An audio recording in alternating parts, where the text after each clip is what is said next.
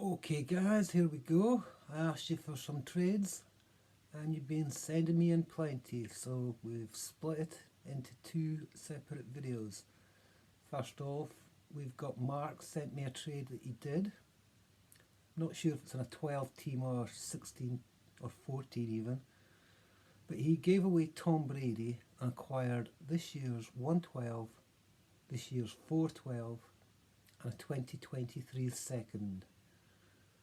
Now, we're going to assume that 2023 second is going to be late, as the guy's offering the 12 this year.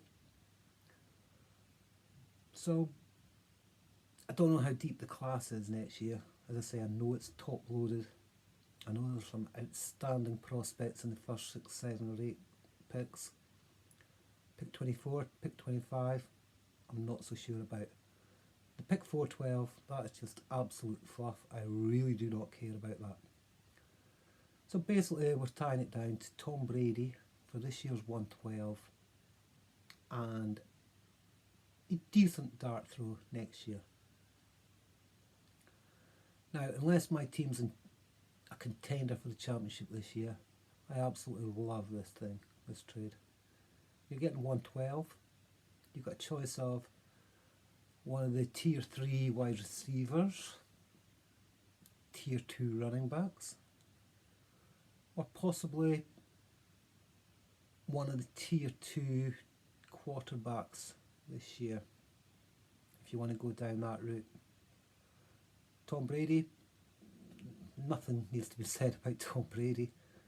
He's going to produce for you next year, but if your team's not in contention, then he's doing absolutely nothing for your roster. Then we had a 16-team Superflex League. Josh sent us this one. He gave away Elijah Mitchell and Davis Mills for a 2023 first. Josh, what are we doing? Regardless of your personal thoughts on Mills and Mitchell, each of them on their own command value of at least a late first, at least. Now, a 16-team Superflex League, that 2023 first is potentially the 116.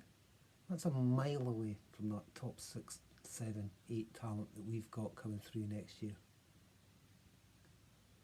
It's a big gamble. I can't see the real need for it because both Mills and Mitchell are young talent. Yes, Mitchell might not be the guy in San Francisco, but if he is, you're looking at a straight up 104 or 105, straight up. Mills,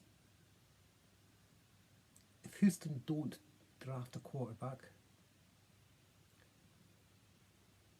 don't go after Baker Mayfield, and there's no reason why they should. Don't go after Jimmy Garoppolo, no reason why they should. Then Mills looks set to be the starter this season again.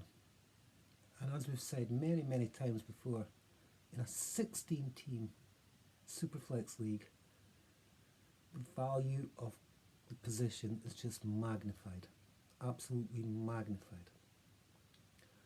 And the last trade I got sent was from Tony.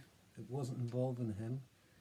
He saw a trade with Trey Lance and Jimmy Garoppolo for two 2023 firsts.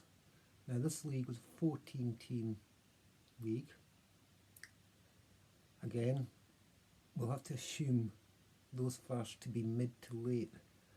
There's a chance you're getting one of the superstar players, but there's also a chance Trey Lance is going to become one of these superstar Konami code quarterbacks.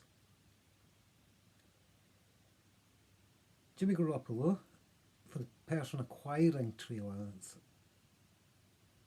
is absolute brilliant piece of business, because if Lance, there's rumours he's not going to be the starter. If he's not, you've got yourself the starter.